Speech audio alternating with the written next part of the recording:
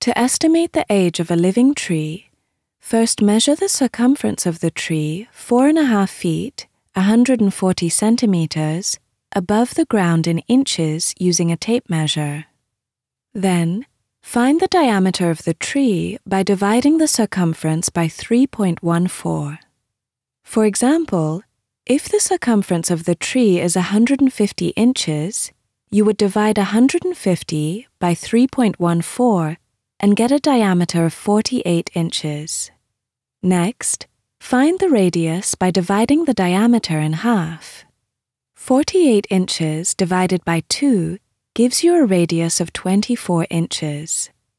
Remove half an inch or so from the radius to account for the thickness of the tree bark, leaving you with a radius of 23.5 inches. Now you'll need to look up the average width of an annual growth ring for the species of tree you're measuring. For example, the average width of a growth ring for a tree might be 0.2 inches. Finally, divide the radius by the average width of one annual growth ring to find the tree's estimated age.